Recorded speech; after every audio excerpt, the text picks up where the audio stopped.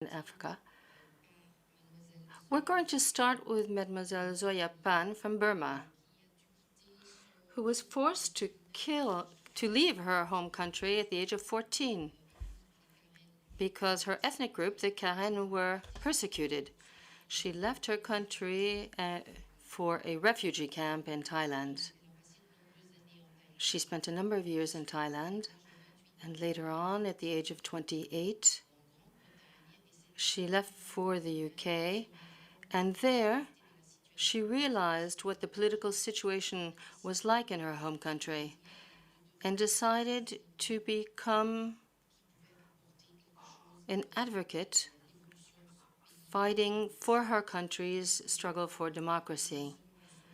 So today she's going to talk to us about her experiences and her ideas on how matters could change in Burma. So I give her the floor before I go on to Mr. Tran Duc from Vietnam and Justina Mukoko from Zimbabwe. I now give the floor to Madame Zoya Phan from Burma.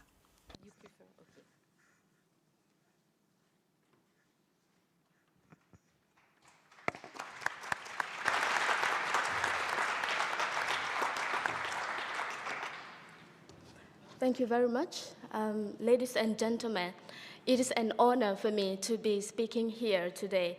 First of all, I'd like to thank the UN Watch for this great opportunity for me to speak here at the Geneva Summit for Human Rights and Democracy. I can't tell you how much it means to me to be here and to speak about the situations in my homeland. Some of you here may already know about Burma, and I would like to explain briefly. There are two Burmas. One is where you see the democracy activists who are in jail, and you see leader of the democracy movement, Aung San Suu Kyi, and also Nobel Peace Laureate. And in 2007, when you saw monks were protesting and demanding for change, and many of them have been imprisoned and tortured and killed, and many of them are now in exile. And there is also another part of Burma, that is the Burma where I come from. I am from ethnic Karen, where for many decades my people have been under attack by the central government, their army attacking our villages, raping women, using rape as a weapon of war, using child soldiers, forcing our men to work for them as slaves, destroying thousands of villages, and displacing millions of people. And there are many other ethnic groups in Burma who suffer the same, like the Karen. Twice, I was forced to flee for my life. And the first time was when I was 14. And it was when the Burmese army soldiers attacked my village. I still remembered we were attacked with air bombs, air strikes, and mortar bombs. And each time the bombs dropped on the ground would shake. And as children, we were just so terrified. And we were very worried. We didn't know how we would survive. And we couldn't survive in the village anymore. And we had no choice but to flee for our lives. And we were hiding in the jungle before we reached to Thailand. And finally, we ended up in a refugee camp in Thailand. And life in Thailand was difficult as refugees. It was more like a prison camp where we were put, because we were not allowed to go out from the camp, and we got only basic supplies from NGOs.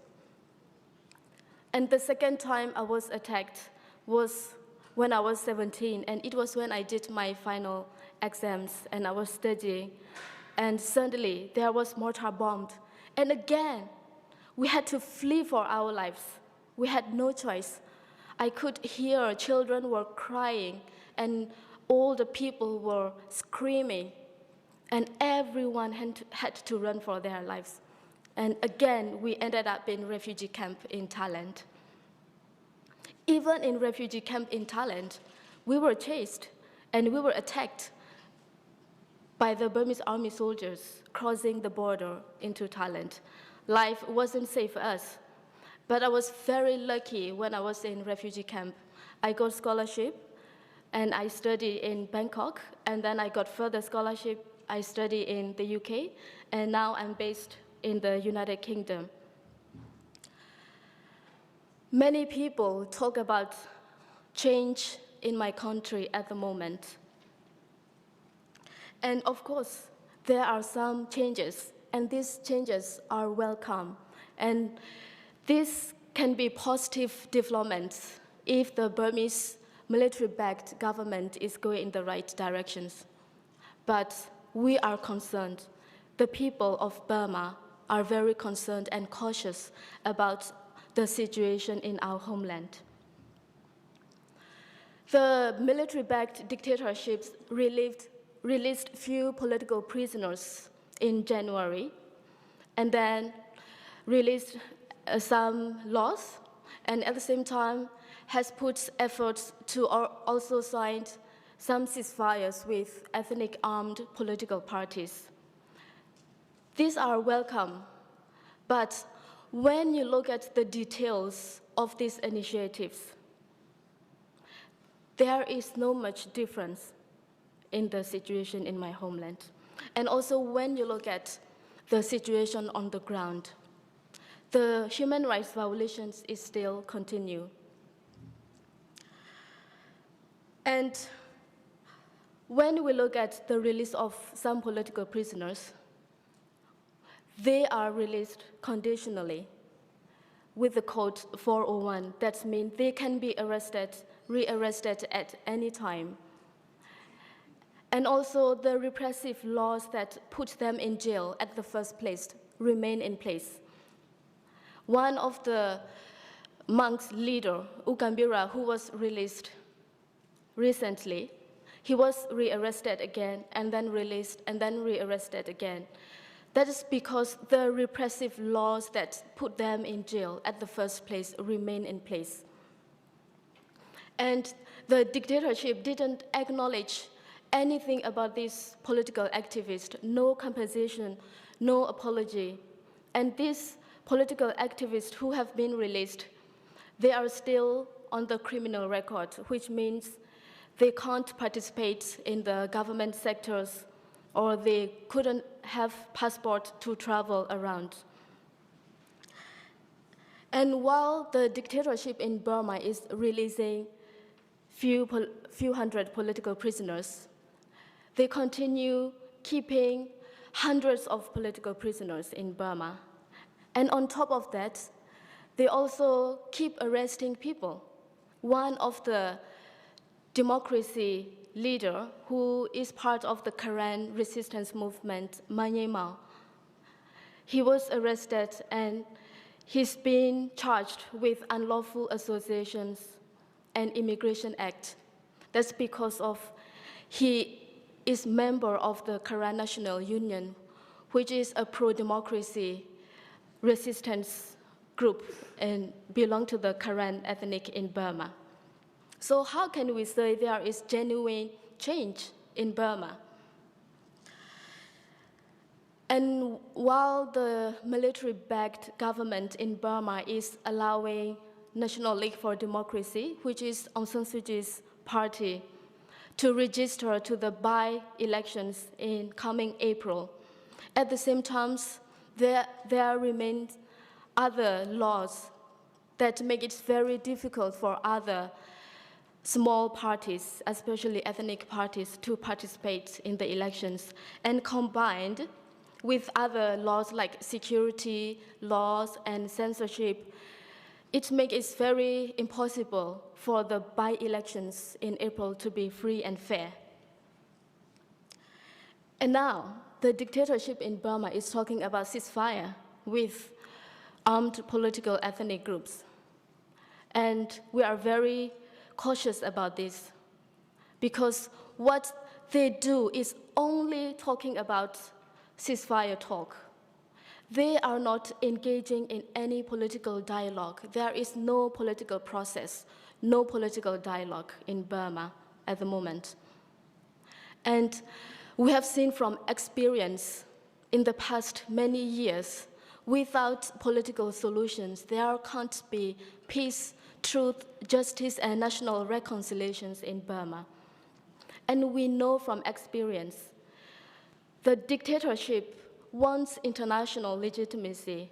They want sanctions to be lifted. They are releasing political prisoners. They are putting effort to have ceasefire agreements. And they are allowing the National League for Democracy to participate in the upcoming by-elections because they want international sanctions to be lifted. It's not because they care about democracy, about human rights, and because it is the right things to do.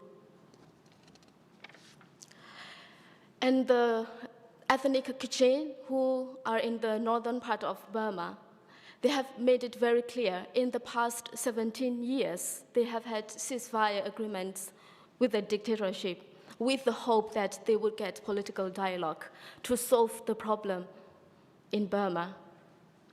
And this political dialogue never come. Instead, it was the dictatorship that broke the ceasefire, attacking the Kachin Independence Army areas and committing human rights violations, raping women and killing civilians, and numerous human rights violations. That's why the Kachin are very insisting that we need political dialogue as the same as other ethnic groups in Burma. But the dictatorship is not interested in dialogue. They just want to have fake ceasefire, at the same time sending more reinforcements in ethnic area, continue their human rights violations, and showing to the international community that they are changing. Of course, we welcome some of the support that we receive from international community to press for change in our own homeland by putting pressure on the dictatorship.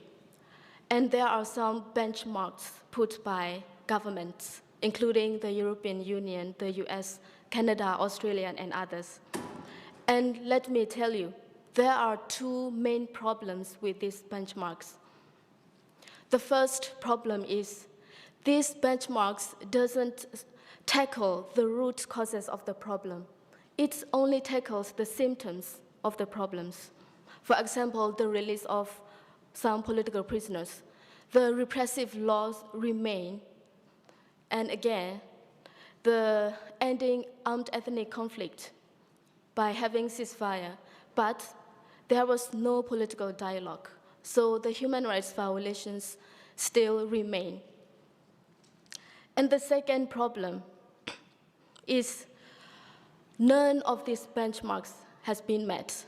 And some of the European countries have already talked about releasing some sanctions.